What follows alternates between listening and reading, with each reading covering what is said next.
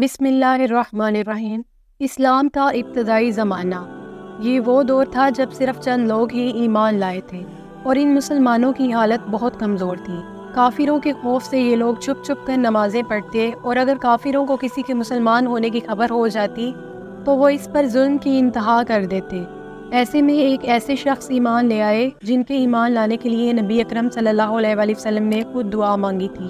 ان کے ایمان لانے کے بعد مسلمانوں کی طاقت بڑھ گئی اور کافروں نے کہا کہ آج ہماری طاقت آدھی رہ گئی۔ حضرت عمر رضی اللہ تعالیٰ عنہ جن کے پاک نام پر آج مسلمانوں کو فخر ہے، اسلام لانے سے پہلے مسلمانوں کے مقابلے اور تکلیف پہنچانے میں بھی ممتاز تھے، یہاں تک کہ نبی اکرم صلی اللہ علیہ وآلہ وسلم کے قتل کے در پہ رہتے تھے۔ ایک روز کفار کی ایک جماعت نے آپس میں مشورہ کیا کہ کوئی ہے جو محمد صلی اللہ علیہ وآلہ وسلم کو قتل کر دے، تو حضرت عمر رضی اللہ تعالیٰ عنہ نے کہا کہ میں کروں گا۔ لوگوں نے کہا کہ بے شک تم ہی کر سکتے ہو۔ حضرت عمر رضی اللہ تعالیٰ عنہ تلوار لٹکائے ہوئے اٹھے اور چل دیے۔ آپ اسی ارادے سے چلے جا رہے تھے کہ راستے میں ایک صحابی ملے جن کا نام بعض روایات میں حضرت سعد بن ابی وقاص بیان کیا گیا ہے۔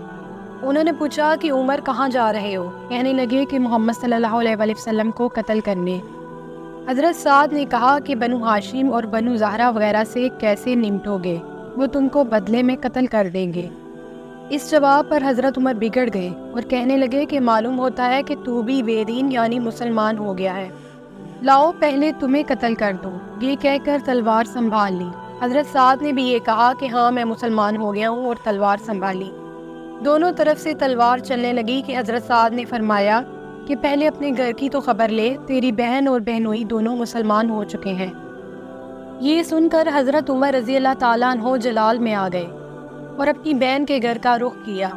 حضرت عمر رضی اللہ تعالیٰ عنہ کی بہن کا نام فاطمہ تھا، ان کے شوہر حضرت سعید بن زید تھے، یہ عشرہ مبشرہ میں شامل ہیں۔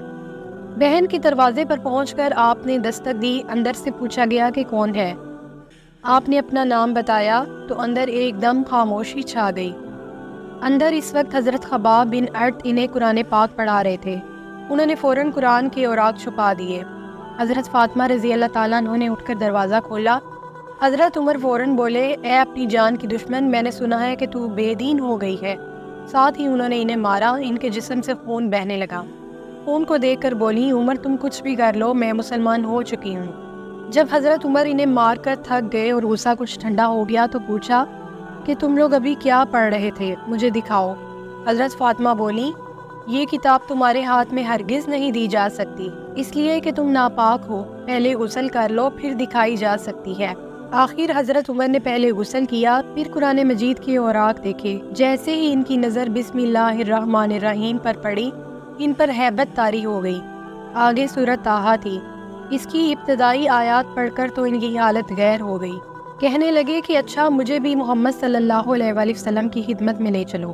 یہ الفاظ سن کر حضرت خباب جو اندر چھپے ہوئے تھے باہر آئے اور کہا کہ اے عمر، میں تمہیں خوشخبری دیتا ہوں، کل رات حضور اکرم صلی اللہ علیہ وآلہ وسلم نے اللہ تعالیٰ سے دعا مانگی تھی کہ یا اللہ، عمر اور ابو جہل میں جو تجھے زیادہ پسند ہو اس سے اسلام کو قوت عطا فرما۔ معلوم ہوتا ہے کہ حضور صلی اللہ علیہ وآلہ وسلم کی دعا تمہارے حق میں قبول ہو گئی۔ اس کے بعد حضرت عمر رضی اللہ تعالیٰ عنہ نبی اکرم صلی اللہ علیہ وآلہ وسلم کی خدمت میں حاضر ہوئے اور مسلمان ہو گئے۔ آپ نے کہا کہ میں گواہی دیتا ہوں کہ اللہ تعالیٰ کے سوا کوئی معبود نہیں اور یہ کہ آپ اللہ تعالیٰ کے رسول ہیں۔ ان کے یہ الفاظ سنتے ہی نبی اکرم صلی اللہ علیہ وآلہ وسلم اور مسلمانوں نے خوشی سے بے تاب ہو کر اس قدر زور سے تکبیر کہی کہ مکے کے گوشے گوشے تک یہ آواز پہنچ گئی۔ آپ صلی اللہ علیہ وآلہ وسلم نے 3 بار ان کے سینے پر ہاتھ مار کر فرمایا، اے اللہ، عمر کے دل میں جو بھی میل ہے اس کو نکال دے اور اس کی جگہ ایمان بھر دے۔ اس کے بعد حضرت عمر رضی اللہ تعالیٰ عنہ قریش کے پاس پہنچے، انہیں بتایا کہ وہ اسلام لے آئے ہیں۔ قریش ان کے ارد گرد جمع ہو گئے اور کہنے لگے، لو عمر بھی بے دین ہو گیا۔ عتبہ بن ربیعہ آپ پر جھپٹا، لیکن آپ نے اسے اٹھا کر زمین پر پٹخ دیا، پھر کسی کو ان کی طرف بڑھنے کی جرأت نہ ہوئی۔ اس کے بعد آپ نے اعلان فرمایا کہ اللہ کی قسم، آج کے بعد مسلمان اللہ تعالیٰ کی عبادت چھپ کر نہیں کریں گے۔ اس کے بعد نبی اکرم صلی اللہ علیہ وآلہ وسلم اور مسلمان جو کہ دار ارقم میں چھپے ہوئے تھے سب باہر نکلے اور حرم میں داخل ہو گئے۔ ان کے آگے آگے حضرت عمر تلوار ہاتھ میں لیے چل رہے تھے۔ حضرت عمر نے قریش سے فرمایا کہ تم میں سے جس نے بھی اپنی جگہ سے حرکت کی، میری تلوار اس کا فیصلہ کرے گی۔